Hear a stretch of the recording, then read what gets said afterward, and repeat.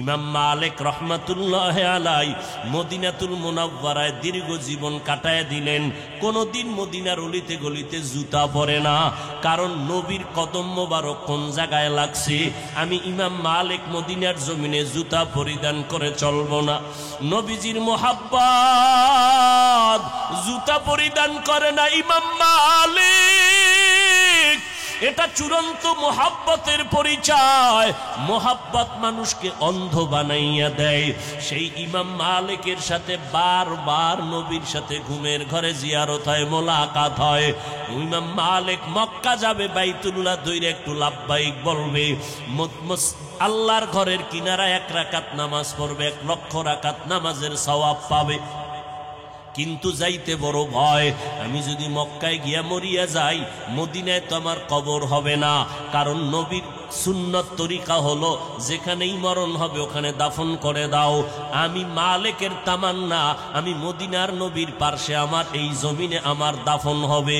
কিন্তু মক্কা গিয়া যদি আসতে না পারি, মরিয়া যাই এই ভয়ে, ইমাম মালিক মক্কা যায় না হজের জন্য। নবীর মুহাব্বত তার অন্তরে গালেব হয়ে গেছে, জুতা পরিধান করে না। কারণ ওই মদিনার ধুলা বালু পর্যন্ত বুকে লাগা ইমাম মালিক মদিনার মুহাব্বতের ঘেরান পাওয়া যায়। ওরে নবীর আশিক উম্মতের দল, আমার সমাজে নবীর আশিকের অভাব নাই রে যুবক। ও নবীর আশিকের দল, আমার নবীর থেকে আর কারো যদি ভালো আদর্শ পাও, বলো আমরা তার আদর্শ গ্রহণ করব, মদিনারটা বাদ দিয়ে দিব। নবীর তরিকা ছাড়া ভালো কোনো তরিকা থাকলে বলো, আমরা তারটা গ্রহণ করব, মদিনারটা বাদ দিব। কিন্তু 1500 বছর হয়ে গেল, আমার মদিনার নবীর আদর্শ থেকে উত্তম আদর্শ কেউ বাজারে বিক্রি করতে পারে নাই, উত্তম আদর্শ উপহার দিতে পারে নাই। এই জন্য আল্লাহর নবীর আশিক পাগলেরা নবীর সুন্নত অনুযায়ী জীবনটা কাটায় গেলেন। নবীর সুন্নত অনুযায়ী জীবন কাটাইয়া যে যাই বলুক দিকে কর্ণপাত করলেন না। কারণ মদিনাওয়ালা নবী আমার, ওই মদিনার রওজা মুবারকে হায়াতুন নবী, জিন্দা নবী, উম্মতকে এখনো নবী ভুলে নাই। নবীর অকথ্য ভাষায় গালি দেয় ইহুদি বেঈমান, পার্শ্বে হযরত আবু বকর বসা। কত আর সহ্য করা যায়? আমার নবীরে গালি দিবে, মেনে নেওয়া যায় না। আবু বকর জবাব দিতে উদ্যত হয়। আল্লাহর নবী ইশারায় বললেন আবু বকর জবাব দিবেন না। ইহুদি এক চাটিয়া গালি দিতেছে, আল্লাহর নবী চুপ করে বসে আছেন। আবু বকরের চোখ দিয়া পানি বের হয়ে গেল। যেই নবীর সোহবতে আসিয়া আজ আল্লাহ আমাকে এত সম্মান দান করলেন, মক্কার মানুষ আমি আবু বকরের চিনতে পারলো। এতদিন চিনত না যে আমি আবু বকর কেমন, এখন আমাকে চিনে মুহাম্মদের সোহবতের কারণে। ওই নবীর এক চাটিয়া বেঈমান গালি দিবে, আর আমি নবীর আশিক চুপ করে থাকবো, মেনে নেওয়া যায় না। মায়ার নবী বুঝতে পেরে বলে, আবু বকর, ইহুদিকে গালি দিতে বারণ করিও না রে আবু বকর, গালি দেওয়ার সুযোগ দাও। নবী মুস্কি হাসেন আর ইহুদি গালি দেয়। আবু বকর কত আর কন্ট্রোল করা যায়? মোহাব্বত মানুষকে অন্ধ বানায় দেয়। আবু বকর চোখের পানি আর ধরে রাখতে না পেরে কন্ট্রোল হারাইয়া দাঁড়াইয়া ইহুদি বেঈমানের গালির জবাব দেওয়া শুরু করলো। আল্লাহর নবীর চেহারা মোবারক মলিন হয়ে গেল। আমার আবু বকরের গালির জবাব শুনিয়া ইহুদি এক পর্যায়ে চলে গেল। এবার আবু বকর বলেন, পয়গম্বর, যখন কোনো গালির জবাব দেওয়া হয় নাই, একচেটি ইহুদি বেঈমান গালি দিতেছিল, আপনি দেখলাম হাসি হাসি চেহারা মোবারক। আমি আবু বকর সহ্য করতে না পেরে যখন গালির জবাব দিতেছিলাম, হঠাৎ দেখতেছি আপনার চেহারাটা মলিন হয়ে গেল। মায়ার নবী বলেন, আবু বকর, যখন ইহুদি গালি দিতেছিল আমি চুপ করে বসে আসছিলাম, আমি কোনো জবাব দিতেছিলাম না। ও আবু বকর, তুমি জানো না আমি মুহাম্মদ তাকায় দেখতেছিলাম আমার আল্লাহর কুদরতে, আল্লাহর একজন রহমতের ফেরেশতা আমি মুহাম্মদের পক্ষ হয়ে ইহুদির গালির জবাব দিতেছিল। যখনই আপনি জবাব দেওয়া শুরু করলেন, ইহুদি পক্ষ থেকে আল্লাহর রহমতের ফেরেশতা চলে গেল। এরে নবীর আশেকের দল, মায়ার নবী কেমন আদর্শের নবী, জীবনে কোনোদিন চোখ দুইটাও গরম করে কোনো দিকে তাকান নাই। ইহুদি এক বেঈমান একটা কুকুর টাকা দিয়ে খরিদ করেছিল, ওই কুকুরটাকে বড় বানাইয়া মুহাম্মদকে দুনিয়া থেকে ধ্বংস করবে এই দুর্বিসন্ধি নিয়া কুকুরটারে ছোট থেকে কিনিয়া খানা দানা খাওয়াইয়া বড় বানাইল। বড় বানানোর পর এক সময় যখন কুকুর অন্যকে আক্রমণ করার শক্তি হয়ে গেল, ইহুদি এবার নিয়ত করিয়া পয়গম্বরের দরবারে গেল দাওয়াত দিতে। তাফসীরে জালালাইনের ভেতরে টিকার মধ্যে ঘটনা আছে, ওয়ামা আরসালনাকা ইল্লা রাহমাতাল লিল আলামিন। এই আয়াতের ব্যাখ্যায় লেখা হয়, ইহুদি আমার নবীকে দাওয়াত দেওয়ার জন্য যখন রওয়ানা, নবীর দরবারে গিয়া ইহুদি ডাক দিয়া কয়, ও মুহাম্মদ, আব্দুল্লাহর সন্তান, কিছু যদি মনে না করেন, আমার বাড়িতে একটু মেহমান হতে হবে আপনার। নবী চিন্তায় পড়ে গেলেন, আমি রাহমাতুল লিল আলামিন, ইহুদির বাড়ি দাওয়াতে যাবে, এটা কেমন করে সম্ভব? আল্লাহর নবী পেরেশলার পক্ষ থেকে জবাব আসলো, দাওয়াত গ্রহণ করার জন্য আমার নবী আল্লাহর উপরে ভরসা করিয়া ইহুদির বাড়ি মেহমান হওয়ার দাওয়াত গ্রহণ করলেন। আল্লাহ তাআলার নবী ইহুদির বাড়ি যখন হাজির হয়ে গেল, ইহুদির বাড়ির সামনে বসানোর ব্যবস্থা করিয়া ইহুদি ঘরের মধ্যে চলে গেল। কুকুরটারে ডাক দিয়া কয়, এ কুকুর, মালিকের গোলামি করার জন্য তোর মতো আর আপন কেউ নাই। ও কুকুর, আজ আমার ঘরের দরজায় এমন এক ব্যক্তি আসছে, তোরে আমি টাকা পয়সা দিয়া লালন পালন করে বড় বানাইলাম। আজকে জীবনের আমার একটা দাবি পূরণ করা লাগবে, পূরণ করবি। যা, ওই লোকটাকে কামড় দিয়া ধ্বংসন করে জমিন থেকে বিদায় করে দিবি। কুকুর মালিকের খেদমতের জন্য, গোলামির জন্য কুকুরের মতো অন্য কোনো প্রাণী নাই। নিঃস্বার্থভাবে একটা কুকুর মালিকের জন্য এতটাই পাগল, নিজের জীবনটা দিয়া হলো মালিককে বাঁচানোর চেষ্টা করে। আজ পর্যন্ত কোনো কুকুর মালিকের সাথে বেয়াদবিমূলক আচরণ করে নাই। মালিক যেহেতু বলল, কুকুর যাও, ওই লোকটাকে ধ্বংস করে মেরে ফেলতে হবে, মালিকের আদেশ মানার জন্য কুকুরটা কদম বাড়াইয়া এক কদম দুই কদম দিয়া সামনে আগায়। যখনই ভেতর থেকে বের হইয়া রাহমাতুল লিল আলামিনের চেহারা চোখ লাইগা গেল, কুকুরটার সাথে সাথে কদমটা ব্রেক করে দাঁড়ায় গেল। কিছুক্ষণ নবীর চেহারা মোবারকটা তাকায় তাকায় দেখলো। এরপরে কুকুরের সামনে না আগাইয়া এবার আবার পেছনে ব্যাক করে ঘরের মধ্যে গেল। ইহুদি ডাক দিয়া কয়, রে কুকুর, আমার টাকায় তোরে বড় বানাইলাম, আজ আমার কথা মানবি না, যা, তোকে মারতেই হবে, না হয় তোর আজ বিদায়। কুকুরটা মালিকের হুকুম মানার জন্য দ্বিতীয়বার যখন আবার রওয়ানা, কিছু দূর যাইয়া যখনই রাহমাতুল লিল আলামিনের চেহারাটা চোখে বাজলো, ওই কুকুরটা দাঁড়ায় গেল, আর সামনে আগাইতেই পারে না। কুকুর এবারও পিছপা হইয়া ঘরের ভেতরে চলে গেল। এবার কুকুরটা মালিক একটা বেত লাঠি হাতের মধ্যে নিয়া বেত্রাঘাত করিয়া বলে, রে কুকুর, ওই ব্যক্তিকে মারতেই হবে। যখন কুকুরের উপর আক্রমণ, আল্লাহর কুদরতে কুকুরের জবানটা খুলিয়া গেল। কুকুর ডাক দিয়া কয়, রে মালিক, তুমি যাকে মারতে বলতেছো, আমি তো তোমার খাইয়া পইরা যথেষ্ট বড় হয়ে গেলাম, কিন্তু যতবার আমি আগাইলাম তাকে মারার জন্য, আমি আর সামনে গেলে কদম আগাইতে পারি না। তার চেহারাটার দিকে যখন আমার নজর পড়ে যায়, আমার অন্তর কাঁপতে থাকে। এই লোকটা তো কোনো মানুষের ক্ষতি করার জন্য আসে নাই, এই লোকটা তো কারো মানুষের দুশ্মনী করতে পারে না। এইবার কুকুরের আওয়াজ শুই না ইহুদির মাথা গরম হয়ে গেল। ইহুদি এই কথা, কুকুর যে কথা বলতে পারে না, ওই কুকুর যদি চোখের পানি সারিয়া মালিকের এই কথা বলে, ওই ইহুদি দৌড়াইয়া পয়গম্বরের দরবারে হাজির। কদমে গিয়া চোখের পানি ছেড়ে বলে, নবী আমাকে মাফ করে দেন, আমি বেয়াদবি করে ফেললাম, আমাকে মাফ করে দেন। শেষ পর্যন্ত ইহুদি কালেমা পড়ে মুসলমান হয়ে গেল। আমার নবীর সুন্দর ব্যবহার, আমার নবীর সুন্দর আদর্শ আজও পর্যন্ত আমাদের কাছে থাকার কারণে আজকে আলহামদুলিল্লাহ এত গালি দেওয়ার কারণেও তাবলিগওয়ালারা সামনে আগাইয়াই যাইতেছে, দেওবন্দিওয়ালারা অগ্রগামী হয়ে যাইতেছে, আহলে হক ওলামায়ে কেরাম সামনে আগাইতেছে। আরবের বেঈমান মুশরিকের দল দিনরাত মুহাম্মদের বিরোধিতা করে, গালি দেয়, কিন্তু রাতের বেলা গোপনে মুহাম্মদের কাছে আমানতের টাকা রাখে। কারণ বেঈমানরাও জানে মুহাম্মদের যত গালি দেই মুহাম্মদ এত সৎ, এত আমানতদার, জীবনে ওর কাছে কোনো মাল রাখলে কখনো খেয়ানত হবে না। এজন্য মুশরিক বেঈমানেরা আল আমিন বলে উপাধি দিয়েছিল। এমন একজন নবী আমার, যেই নবীর ঘাম পবিত্র, যেই নবীর ঘাম থেকে মেশকের ঘ্রাণ। কেমন মায়ার নবী, যেই নবী রাস্তায় কদম দিলে মেশকের ঘ্রাণ।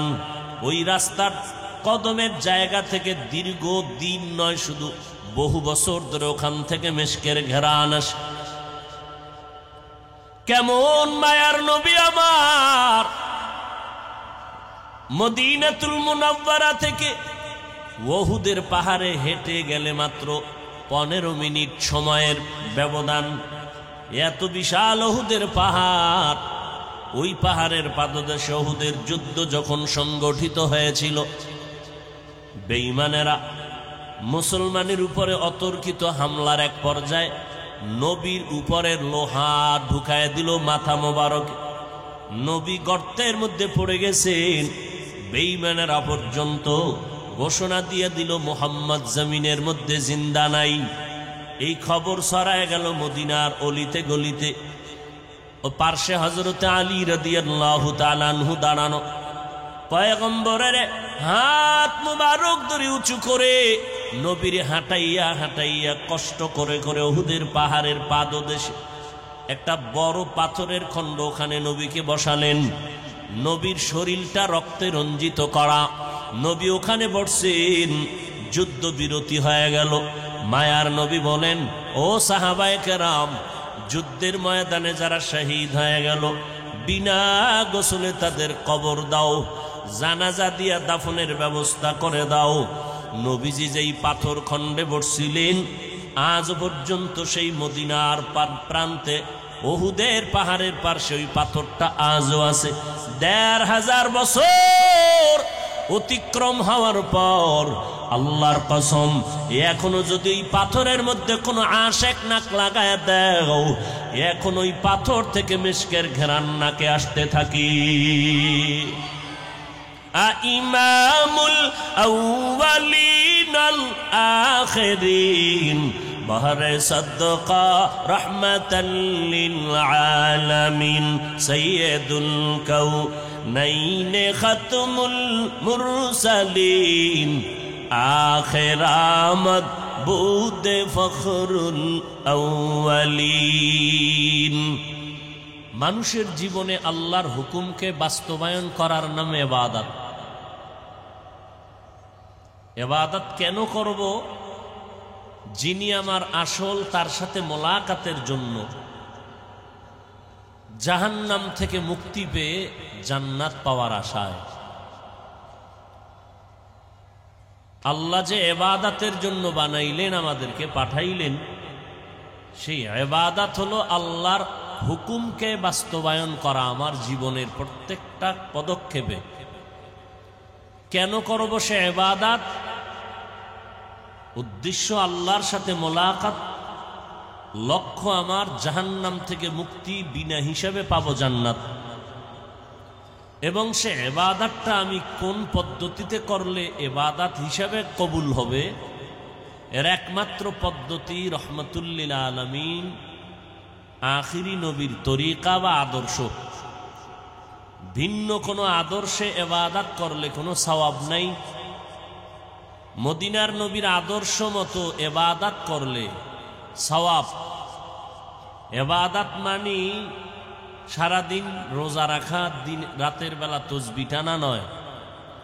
মানুষের ইবাদতের সীমানা কতটুকু?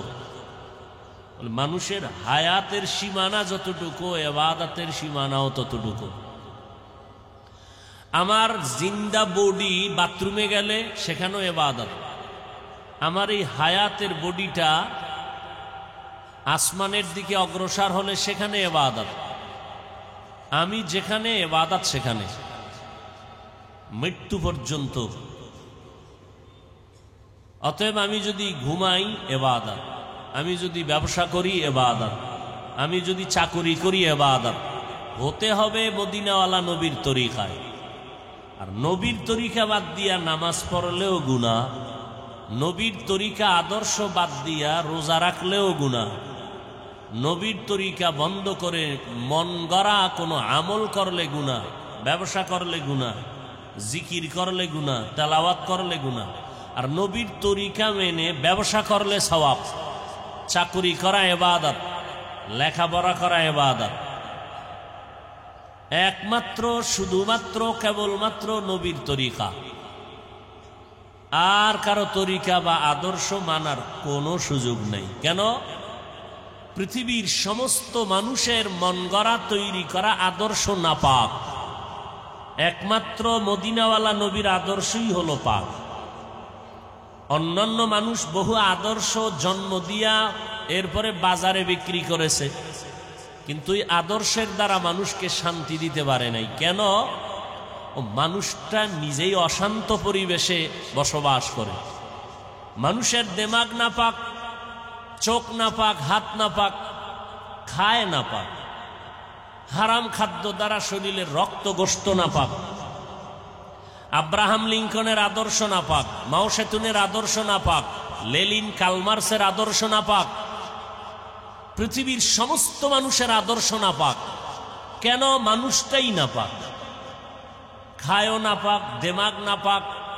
আবার সেই খাদ্যের পরে যদি আবার মদের বোতল নিয়ে দৌড়ায়, তাহলে বিবেক আরো নষ্ট, সেই নষ্ট বিবেকের থিওরিও নষ্ট। এজন্য রাষ্ট্রীয় সংবিধান সংশোধনী আনে। ভারতের রাষ্ট্র পরিচালনার সংবিধান আছে, বাংলাদেশ রাষ্ট্র পরিচালনার সংবিধান আছে। প্রত্যেকটার সংশোধনী আনার জন্য আলাদা টিম গঠন করা আছে। পেছনের গুলো দুর্বল, সামনে আপডেট করো। কেন? আরো নতুন কিছু যোগ করো, বিয়োজন করো, সংযোজন করো। মদিনার আদর্শ কেমন? কিয়ামত পর্যন্ত মুহাম্মদের আদর্শ চলবে, এর কোনো সংশোধনী লাগবে না।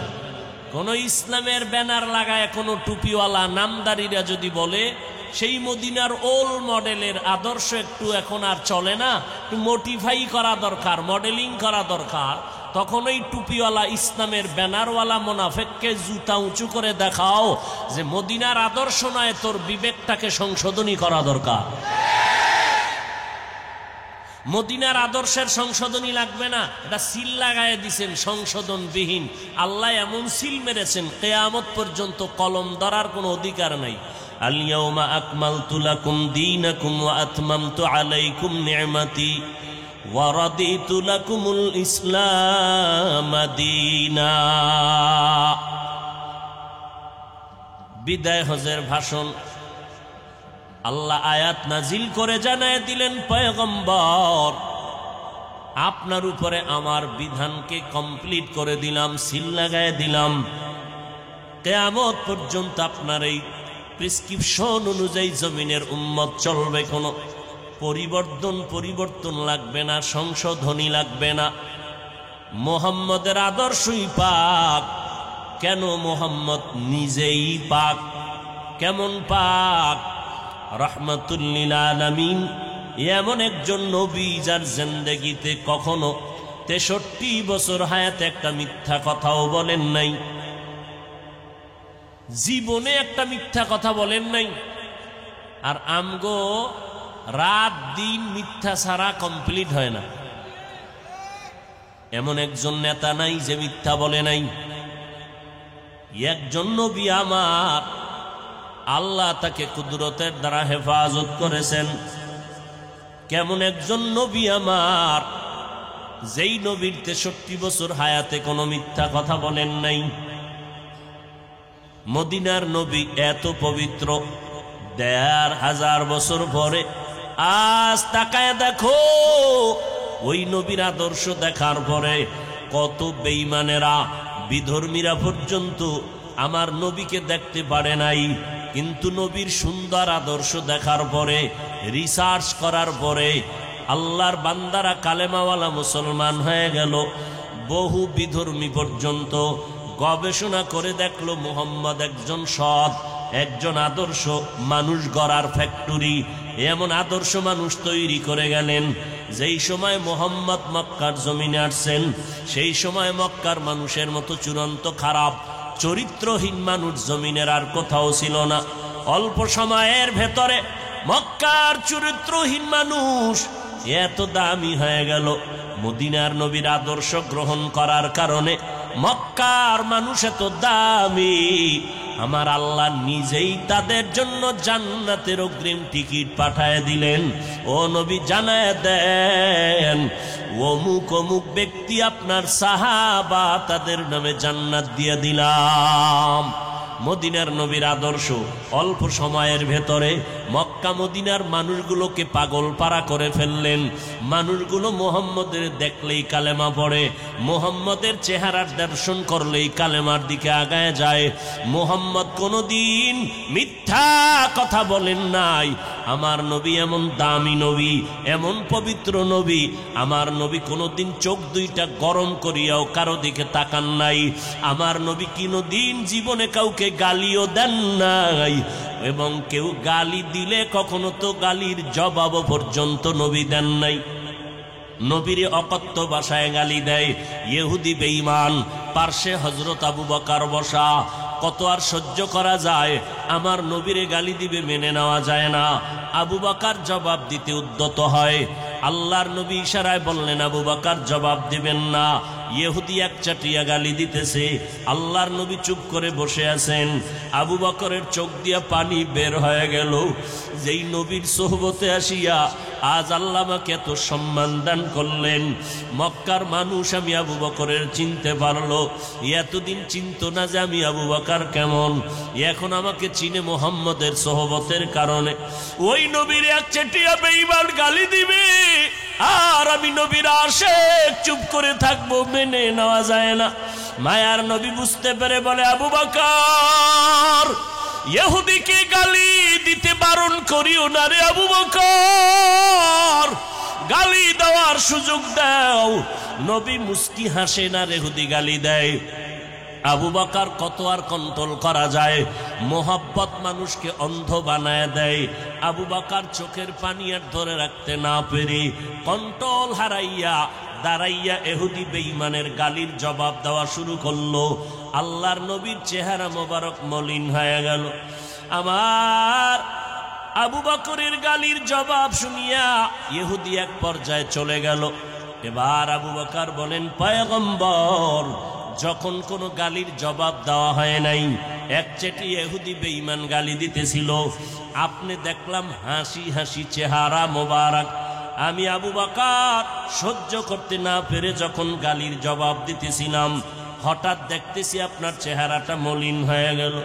মায়ার নবী বলেন, আবু বকর, যখন ইহুদি গালি দিতেছিল আমি চুপ করে বসে আসছিলাম, আমি কোনো জবাব দিতেছিলাম না।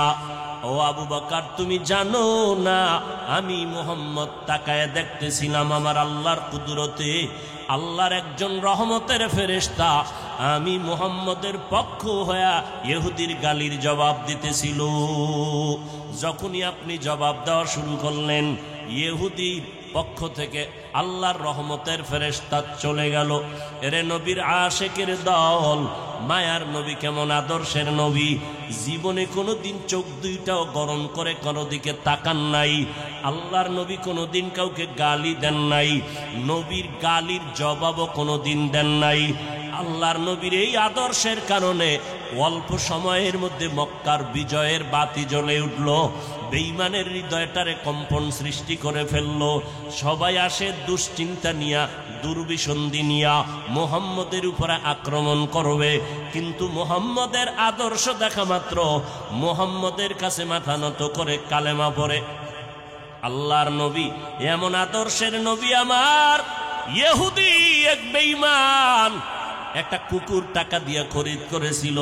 ওই কুকুরটাকে বড় বানাইয়া মুহাম্মদকে দুনিয়া থেকে ধ্বংস করবে এই দুর্বিসন্ধি নিয়া কুকুরটারে ছোট থেকে কিনিয়া খানা দানা খাওয়াইয়া বড় বানাইল। বড় বানানোর পর এক সময় যখন কুকুর অন্যকে আক্রমণ করার শক্তি হয়ে গেল, ইহুদি এবার নিয়ত করিয়া পয়গম্বরের দরবারে গেল দাওয়াত দিতে। তাফসীরে জালালাইনের ভেতরে টিকার মধ্যে ঘটনা আছে, ওয়ামা আরসালনাকা ইল্লা রাহমাতাল লিল আলামিন। এই আয়াতের ব্যাখ্যায় লেখা হয়, ইহুদি আমার নবীকে দাওয়াত দেওয়ার জন্য যখন রওয়ানা, নবীর দরবারে গিয়া ইহুদি ডাক দিয়া কয়, ও মুহাম্মদ, আব্দুল্লাহর সন্তান, কিছু যদি মনে না করেন, আমার বাড়িতে একটু মেহমান হতে হবে আপনার। নবী চিন্তায় পড়ে গেলেন, আমি রাহমাতুল লিল আলামিন, ইহুদির বাড়ি দাওয়াতে যাবে, এটা কেমন করে সম্ভব? আল্লাহর নবী পেরেশলার পক্ষ থেকে জবাব আসলো, দাওয়াত গ্রহণ করার জন্য আমার নবী আল্লাহর উপরে ভরসা করিয়া ইহুদির বাড়ি মেহমান হওয়ার দাওয়াত গ্রহণ করলেন। আল্লাহ তাআলার নবী ইহুদির বাড়ি যখন হাজির হয়ে গেল, ইহুদির বাড়ির সামনে বসানোর ব্যবস্থা করিয়া ইহুদি ঘরের মধ্যে চলে গেল। কুকুরটারে ডাক দিয়া কয়, হ্যাঁ কুকুর, মালিকের গোলামি করার জন্য তোর মতো আর আপন কেউ নাই। ও কুকুর, আজ আমার ঘরের দরজায় এমন এক ব্যক্তি আসছে, তোরে আমি টাকা পয়সা দিয়া লালন পালন করে বড় বানাইলাম। আজকে জীবনের আমার একটা দাবি পূরণ করা লাগবে, পূরণ করবি। যা, ওই লোকটাকে কামড় দিয়া ধ্বংসন করে জমিন থেকে বিদায় করে দিবি। কুকুর মালিকের খেদমতের জন্য, গোলামির জন্য কুকুরের মতো অন্য কোনো প্রাণী নাই। নিঃস্বার্থভাবে একটা কুকুর মালিকের জন্য এতটাই পাগল, নিজের জীবনটা দিয়া হলো মালিককে বাঁচানোর চেষ্টা করে। আজ পর্যন্ত কোনো কুকুর মালিকের সাথে বেয়াদবিমূলক আচরণ করে নাই। মালিক যেহেতু বলল, কুকুর যাও, ওই লোকটাকে ধ্বংস করে মেরে ফেলতে হবে, মালিকের আদেশ মানার জন্য কুকুরটা কদম বাড়াইয়া এক কদম দুই কদম দিয়া সামনে আগায়। যখনই ভেতর থেকে বের হইয়া রাহমাতুল লিল আলামিনের চেহারা চোখ লাইগা গেল, কুকুরটার সাথে সাথে কদমটা ব্রেক করে দাঁড়ায় গেল। কিছুক্ষণ নবীর চেহারা মোবারকটা তাকায় তাকায় দেখলো। এরপরে কুকুরের সামনে না আগাইয়া এবার আবার পেছনে ব্যাক করে ঘরের মধ্যে গেল। ইহুদি ডাক দিয়া কয়, রে কুকুর, আমার টাকায় তোরে বড় বানাইলাম, আজ আমার কথা মানবি না, যা, তোকে মারতেই হবে, না হয় তোর আজ বিদায়। কুকুরটা মালিকের হুকুম মানার জন্য দ্বিতীয়বার যখন আবার রওয়ানা, কিছু দূর যাইয়া যখনই রাহমাতুল লিল আলামিনের চেহারাটা চোখে বাজলো, ওই কুকুরটা দাঁড়ায় গেল, আর সামনে আগাইতেই পারে না। কুকুর এবারও পিছপা হইয়া ঘরের ভেতরে চলে গেল। এবার কুকুরটা মালিক একটা বেত লাঠি হাতের মধ্যে নিয়া বেত্রাঘাত করিয়া বলে, রে কুকুর, ওই ব্যক্তিকে মারতেই হবে। যখন কুকুরের উপর আক্রমণ, আল্লাহর কুদরতে কুকুরের জবানটা খুলিয়া গেল। কুকুর ডাক দিয়া কয়, রে মালিক, তুমি যাকে মারতে বলতেছো, আমি তো তোমার খাইয়া পইরা যথেষ্ট বড় হয়ে গেলাম, কিন্তু যতবার আমি আগাইলাম তাকে মারার জন্য, আমি আর সামনে গেলে কদম আগাইতে পারি না। তার চেহারাটার দিকে যখন আমার নজর পড়ে যায়, আমার অন্তর কাঁপতে থাকে। এই লোকটা তো কোনো মানুষের ক্ষতি করার জন্য আসে নাই, এই লোকটা তো কারো মানুষের দুশ্মনী করতে পারে না। এইবার কুকুরের আওয়াজ শুই না ইহুদির মাথা গরম হয়ে গেল। ইহুদি এই কথা, কুকুর যে কথা বলতে পারে না, ওই কুকুর যদি চোখের পানি ছাড়িয়া মালিকের এই কথা বলে, ওই ইহুদি দৌড়াইয়া পয়গম্বরের দরবারে হাজির। কদমে গিয়া চোখের পানি ছেড়ে বলে, নবী আমাকে মাফ করে দেন, আমি বেয়াদবি করে ফেললাম, আমাকে মাফ করে দেন। শেষ পর্যন্ত ইহুদি কালেমা পড়ে মুসলমান হয়ে গেল। আমার নবীর সুন্দর ব্যবহার, আমার নবীর সুন্দর আদর্শ আজ পর্যন্ত আমাদের কাছে থাকার কারণে আজকে আলহামদুলিল্লাহ, এত গালি দেওয়ার কারণেও তাবলীগওয়ালারা সামনে আগাইয়াই যাইতেছে। দেওবন্দিওয়ালারা অগ্রগামী হয়ে যাইতেছে, আহলে হক ওলামায়ে কেরাম সামনে আগাইতেছে। যত বিরোধিতা করা হোক না কেন এই ময়দান আর কেউ কমাইতেই পারে না। যত বিরোধিতা করে ততই বাতির আলো বেড়ে যায়। এরে নবীর উম্মতের দল,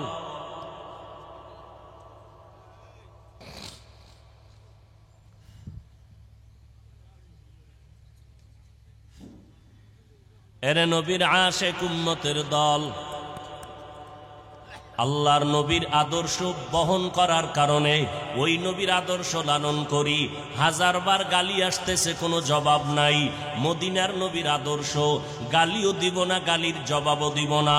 এই আদর্শ মানার কারণে আল্লাহর হাজার কোটি শুকর। আমরা পাঁচ কল্লি টুপি মাথায় দেই, কিন্তু যারা দেয় না তাদেরকে গালিও দেই না, হিংসাও করি না। দেখলে চেষ্টা করি সালাম দেওয়ার জন্য। আমরা কওমি মাদ্রাসায় লেখাপড়া করেছি, এখনো করতেছি। অন্য মাদ্রাসার বিরুদ্ধে বলি না, স্কুল কলেজের বিরুদ্ধেও বলি না। কওমি মাদ্রাসায় যারা পড়ে না তাদেরকে হিংসাও করি না, গালিও দেই না। দেখলে সালাম দেওয়ার চেষ্টা করি। আমরা তাবলিগওয়ালা, আমরা দেওবন্দি, লম্বা পোশাক পরলাম, অন্য পোশাকের বিরুদ্ধে বলি না। আমরা কাউকে গালিও দেই না, দেখলে চেষ্টা করি সালাম দেওয়ার। এই চুপ থাকার কারণে নবীর আদর্শের দ্বারা আজকে প্রত্যেকটা জায়গায় মাদ্রাসার অভাব নাই, আহলে হকদের সমাবেশে মানুষের অভাব নাই। আমি তো মনে করি ওই বাতিলদের বাধার কারণে আর 10টা বছরের ভেতরে এমন অবস্থা হবে এই জমিনে, এমন একটা এলাকা থাকবে না যেখানে কওমি মাদ্রাসা হবে না। ইলমে রায়ে জাজু করদান বেহিসাব, খলকে রাদাদান জওয়াবে বাসওয়াব। এখনো যদি কেউ গভীরভাবে রাতের বেলা বালিশে মাথা লাগাইয়া একটু চিন্তা করেন, আমাদের উলামায়ে কেরাম ছাত্র ভাইদেরকে বললাম, এখনো যদি একটু রাতের বেলা একা একা চিন্তা করেন, নামাজের মুসাল্লায় বসে অথবা বালিশে মাথা লাগাইয়া এক ধ্যানে যদি 5টা মিনিট চিন্তা করেন, আমাদের উপরে টুকটাক বিপদ কেন? আমি বলবো বিপদের একমাত্র কারণ আমরা নবীর আদর্শ থেকে যত % পেছনে চলে গেছি, তত % বিপদ আমাদেরকে চেপে ধরেছি। হয়তো আমার আমল ভালো না, না হয় আমার ভিতরে হাসাদের কবিরা গুনাহ, আমার অন্তরের মধ্যে কিবিরের কবিরা গুনাহ। এই কবিরা গুনাহকে কন্ট্রোল করতে পারি না। নিজের ভালোটা প্রশংসায় পঞ্চমুখ হয়ে যাই, অন্যের ভালোটা মেনে নিতে পারি না। নিজের বরাত্মটাকে সবার উপরে মনে করি। এই 2টা রোগ মারাত্মক আকার ধারণ করলো। একটা রোগের নাম কিবির, আর একটা রোগের নাম হাসাদ। এই 2টা রোগের মধ্যে পড়িয়া আমরা যথেষ্ট পেছন দিকে যাইতেছি। আল্লাহর কাছে কান্নাকাটি করা দরকার, কারণ আজও পর্যন্ত আহলে হকদের এই ব্যানার টিকে আছে কান্নাওয়ালাদের চোখের পানির কারণে, তাহাজ্জুদওয়ালাদের চোখের পানির কারণে। আমি তো সেদিনও ঢাকায় বলেছি, নাস্তিক বেঈমানের সাথে কোনো পিটাপিটি ঝগড়ার দরকার নাই, রাস্তায় গিয়া মিছিলেরও দরকার নাই। আমরা যদি এতগুলো মুসলমান একসাথে এক মনে 5 বেলার নামাজে মসজিদে ঢুকি, যে কোনো ডাকে আমরা এক জায়গায় বসি মন খুলিয়া, বেঈমানেরা দেখলেই ওদের ঘুম হারাম হয়ে যাবে। গালি দেওয়া লাগবে না, লাঠি হাতে নেওয়া লাগবে না। তবে শাহজালাল রহমাতুল্লাহ আলাই ইয়ামান থেকে ওই বাংলার জমিনে আসছেন। ও আল্লাহর বান্দার একটা লাঠি হাতের মধ্যে, পাগড়ি মাথায়, তসবি এক হাতে, লাঠি দিয়ে কাউকে মারার জন্য আসেন নাই। কেউ যদি আক্রমণ করে সে থেকে বাঁচার জন্য লাঠি হাতে নিয়েছেন। ও আল্লাহর বান্দারা, আমরা কাউকে আক্রমণ করার পক্ষে না। কেউ যদি আমাদের উপরে ইচ্ছা করে গায়ের জোরে আক্রমণ করে, আমরা পিঠ যখন দেয়ালে ঠেকে যাবে তখন আর পেছনে তাকাবো না, সামনে তাকাইয়া বাতিলের মোকাবেলায় পরিস্থিতিতে যা করা দরকার তাই করব। এরে নবীর উম্মতের দল, তবে আমাকে সব সময় মনে রাখতে হবে আমি এখন শিশু, আমাকে ফলো করতে হবে শিশুবেলায় নবীর আদর্শ কেমন ছিল। আমি এখন কিশোর, আমার খেয়াল রাখিয়া চলতে হবে কিশোরকালে আমার মদিনাওয়ালা নবীর আদর্শ কেমন ছিল। আমি এখন যুবক, যুবক অবস্থায় আমার নবীর আদর্শ কেমন, আমি এখন বয়স্ক হয়ে গেলাম, আমার নবী এই বয়সের আদর্শটা কেমন ছিল, আমার নবী ভাইদের সাথে কেমন ব্যবহার, আমার নবীর ঘরের সাথে কেমন আদর্শ, আমার মায়ার নবী প্রতিবেশীর সাথে কেমন আচরণ করেছেন, এগুলো যদি আমরা খেয়াল রাখি, আমার নবী বয়ানে বসে উম্মতকে কেমন বয়ান করতেন, আমি বক্তা হইয়াও যদি চিন্তা করি, আজ নয় কাল, একদিন ভাবতে ভাবতে ভাবতে ভাবতে ফিকির করতে করতে আল্লাহ ওই লাইনটা আমার মধ্যে এনে দিবেন। এরে নবীর উম্মতের দল, আল্লাহর মুহাব্বত নিয়ে যদি চলতে পারি, নবীর সুন্নতের মালা যদি গলায় লাগায় চলতে পারি, আল্লাহ পাক এখনো কামিয়াবির দরজা খুলে রাখছেন। আল্লাহ পাক রব্বুল আলামিন বলেন, ও বান্দা, তোমাকে ইবাদতের জন্য আমি সৃষ্টি করলাম, ইবাদত করিয়া তুমি আমার মুহাব্বত তৈরি করো, আমার মোলাকাতের রাস্তাটা আসান করে নাও। আর আমার ইবাদত কবুলিয়াতের জন্য একমাত্র মদিনাওয়ালা নবীর আদর্শের বিকল্প নাই। দুনিয়ার সব আদর্শ বন্ধ করে দাও, মদিনার নবীর আদর্শের মালা গলায় লাগাও। আমার নবী কেমনে চুল কাটতেন, আমার নবী কেমনে নখ রাখতেন, ওখানেও নবীর আদর্শ। নবীর আদর্শ মতো জুতা পরো, নবীর আদর্শ মতো বাথরুমে যাও, বের হও। নবীর সুন্নত যে যত আমল করবে, কাজে লাগাবে, আল্লাহ তার সম্মান মর্যাদা তত বাড়ায় দিবেন। এলেম আর বাহাদুরি আর শক্তি না, টাকা না, সম্মান দেওয়ার একমাত্র আল্লাহ পাক। বাহাদুরি দিছেন এলেম আর মদিনাওয়ালা নবীর আদর্শের বরকত। আল্লাহ পাক রব্বুল আলামিন, আমি সেদিনও তো পটিয়া মাদ্রাসায় বলেছিলাম, দুনিয়াওয়ালারা চেয়ারে বসানোর আগে যোগ্যতা দেখে, তারপরে চেয়ারে বসায়। আর আমার আল্লাহ যোগ্যতা দেখে না, আল্লাহ চেয়ারে বসাইয়া যেই পরিমাণ যোগ্যতা দরকার ওই পরিমাণ দিয়া দেয়। আল্লাহ যদি আগে যোগ্যতা দেখে চেয়ারে বসাইতেন, আফ্রিকার জঙ্গলের বেলাল মদিনার দরবারে আসতে পারত না। কাবেলিয়ত দাদেউরা শর্ত নিস বলকে শর্ত কাবেলিয়ত দাদেউ। মদিনার নবীর আদর্শ, এরে নবীর উম্মতের দল, আমার নবীর সুন্নতকে যে যত মাথার মুকুট মনে করবে, তার মর্যাদা তত বেড়ে যাবে। ইমাম মালিক রহমাতুল্লাহ আলাই মদিনাতুল মুনাওয়ারায় দীর্ঘ জীবন কাটায় দিলেন, কোনদিন মদিনার অলিতে গলিতে জুতা পরে না, কারণ নবীর কদম মোবারক কোন জায়গায় লাগছে। আমি ইমাম মালিক মদিনার জমিনে জুতা পরিধান করে চলবো না। নবীজির মুহাব্বত জুতা পরিধান করে না ইমাম মালিক, এটা চূড়ান্ত মুহাব্বতের পরিচয়। মুহাব্বত মানুষকে অন্ধ বানাইয়া দেয়। সেই ইমাম মালিকের সাথে বারবার নবীর সাথে ঘুমের ঘরে জিয়ারত হয়, মোলাকাত হয়। ইমাম মালিক মক্কা যাবে, বাইতুল্লাহ ধরে একটু লাব্বাইক বলবে, আল্লাহর ঘরের কিনারায় 1 রাকাত নামাজ পড়বে, 1 লক্ষ রাকাত নামাজের সওয়াব পাবে। কিন্তু যাইতে বড় ভয়, আমি যদি মক্কায় গিয়া মরিয়া যাই, মদিনায় তো আমার কবর হবে না, কারণ নবীর সুন্নত তরিকা হলো যেখানেই মরণ হবে ওখানে দাফন করে দাও। আমি মালিকের তামান্না, আমি মদিনার নবীর পার্শ্বে, আমার এই জমিনে আমার দাফন হবে। কিন্তু মক্কা গিয়া যদি আসতে না পারি, মরিয়া যাই এই ভয়ে, ইমাম মালিক মক্কা যায় না হজের জন্য। নবীর মুহাব্বত তার অন্তরে গালেব হয়ে গেছে, জুতা পরিধান করে না, কারণ ওই মদিনার ধুলা বালু পর্যন্ত বুকে লাগা ইমাম মালিক মদিনার মুহাব্বতের ঘেরান পাওয়া যায়। ওরে নবীর আশিক উম্মতের দল, আমার সমাজে নবীর আশিকের অভাব নাই রে যুবক। ও নবীর আশিকের দল, আমার নবীর থেকে আর কারো যদি ভালো আদর্শ পাও, বলো আমরা তার আদর্শ গ্রহণ করব, মদিনারটা বাদ দিয়ে দিব। নবীর তরিকা ছাড়া ভালো কোনো তরিকা থাকলে বলো, আমরা তারটা গ্রহণ করব, মদিনারটা বাদ দিব। কিন্তু 1500 বছর হয়ে গেল, আমার মদিনার নবীর আদর্শ থেকে উত্তম আদর্শ কেউ বাজারে বিক্রি করতে পারে নাই, উত্তম আদর্শ উপহার দিতে পারে নাই।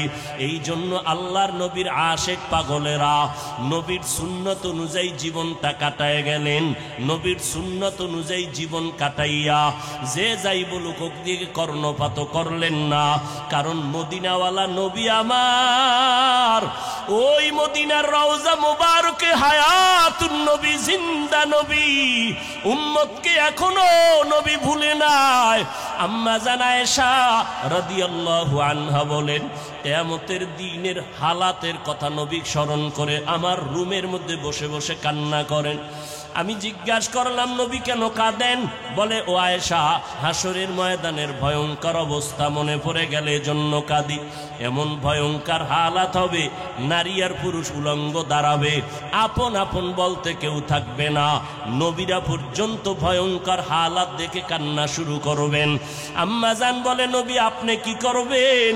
আমার নবী বলেন, সব নবীরা নাফসি নাফসি বলে কান্না করবেন, একমাত্র আমি মুহাম্মদ আল্লাহর আদালতে মাকামে মাহমুদে সিজদায় পড়ে বলবো, আল্লাহ আমার উম্মতের বাঁচাও, আমার একটা উম্মত যেন জাহান্নামে না যায়, আমার উম্মত গুলো বাঁচাও। ও মদিনার আশিক, ওই মদিনার নবীর সুন্নত মানো, দরুদ শরীফ পড়ো, সব সময় ওযুর সাথে থাকো, নামাজ পড়িয়া দরুদ পড়তে পড়তে ঘুমাও। একবার দেখবা মদিনাওয়ালা নবীর সাথে তোমার ঘুমের ঘরে মোলাকাত হয়ে যাবে। দিলের মধ্যে তামান্না তৈরি করো, মদিনার রওজায় গিয়া নবীরে সালাম জানাবো, বাইতুল্লাহর গিলাফ ধরে ধরে লাব্বাইক বলবো। কারণ মদিনা নামটা যখন আশিকের সিনায় লাগে, চোখের পানি আর ধরে রাখা অসম্ভব হয়ে যায়। মদিনা নাম কত সুন্দর,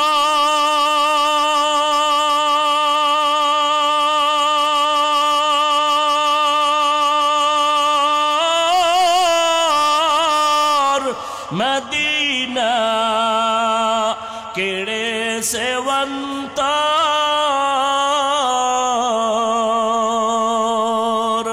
পাখির নাই ডানা থাকলে যেতাম মদিনায়, মদিনা যাইতে পারলাম না, মদিনা দেখতে পারলাম না, মদিনা যাইতে পারলাম না। আমি অসহায় তাই এত দূরে রই, শুধু সালাম জানাই, মদিনা যাইতে পারলাম না, মদিনা দেখতে পারলাম না। ও নবীর আশিক মদিনার উম্মতেরা, এখনো যদি ত্রুটি থাকে তওবা করার জন্য আমার আল্লাহ দরজা খুলে রাখলেন। ও বাবারা, এখনো তওবা করে নাও। ও পটিয়ার মুসলমান, পর্দার আড়ালের মা বোনেরা, নবীর সুন্নতের মালা গলায় লাগাও, আল্লাহর কাছে তওবা করো। জীবনে আর সুন্নতের বিপরীত লাইনে চলবা না। মা বাবার দোয়া নিয়া, ওলামায়ে আহলে হকদের পরামর্শ নিয়া সুন্নাত অনুযায়ী জীবনকে পরিচালনা করব। আল্লাহ সবাইকে তৌফিক দান করেন, আমিন। আলহামদুলিল্লাহি রাব্বিল আলামিন। والصلاة والسلام على سيد الأنبياء والمرسلين وعلى آله وأصحابه أجمعين يا أرحم الراحمين يا أرحم الراحمين يا أرحم الراحمين رب ارحمهما كما ربياني صغيرا اللهم إنا نسألك رضاك والجنة ونعوذ بك من سخطك والنار اللهم إنك عفو كريم تحب العفو فاعف عنا اللهم بارك لنا في رجب وشعبان وبلغنا رمضان يا الله দোয়া কবুলের সময় আমরা গুনার বোঝা নিয়ে হাত তুলেছি ওলামায়ে কেরাম, তলিবুল ইলম, এই পটিয়ার মুসলমানেরা, যুবক ভাই, ছাত্র ভাই, ব্যবসায়ী, চাকরিজীবীরা আপনার দরওয়াজায় হাত তুলেছেন। মেহেরবানি করে আমাদের জীবনের গুনাহ মাফ করে দেন। আয় আল্লাহ, আয়োজন কবুল করে নেন। আয় আল্লাহ, পটিয়ার বাণী মুফতি আজিজুল হক রহমাতুল্লাহ আলাইহির কবর জান্নাতের বাগান বানায় দেন। আয় আল্লাহ, মাদ্রাসার খেদমত করে যারা কবরস্থ সবাইকে জান্নাতের মাকাম উঁচু করে দেন। আয় আল্লাহ, আমরা যারা হাত তুলেছি সবাইকে দ্বীনের খাদেম বানায় দেন। এলাকায় সুন্নতের বাতি জ্বালায় দেন। আমার কলিজার প্রত্যেকটা যুবকের সিনায় হেদায়েতের নূর দান করেন। পর্দার আড়ালের মা বোনদের আবেদা বানায় দেন। আহলে হকের ব্যানারে উলামায়ে কেরামদের কবুল করে নেন। আয় আল্লাহ, আমাদের অন্তর থেকে রিয়া, হাসাদ, কিবির দূর করে ইখলাস দান করেন। আয় আল্লাহ, ইলম, হিলিম, হিকমত, আমলে বরকত বাড়ায় দেন। আয় আল্লাহ, আদবওয়ালা, বিনয়ী জিন্দেগি দান করেন। সুন্নতওয়ালা জিন্দেগি দান করেন। কামিয়াবির সাথে মাহফিল কবুল করে নেন। আয় আল্লাহ, নবীর উম্মত হইয়া মিলেমিশে মোহাব্বতে চলার তৌফিক দান করেন। হাসাদ থেকে আমাদেরকে হেফাজত করেন। নবীজির রওজা বাইতুল্লাহ জিয়ারতের তৌফিক দান করেন। আয় আল্লাহ, নবীজির মোহাব্বতে আমাদের দিলের আশা পূরণ করে দেন। আয় আল্লাহ, আমাদের মুরব্বী যারা কবরে জান্নাত দান করেন।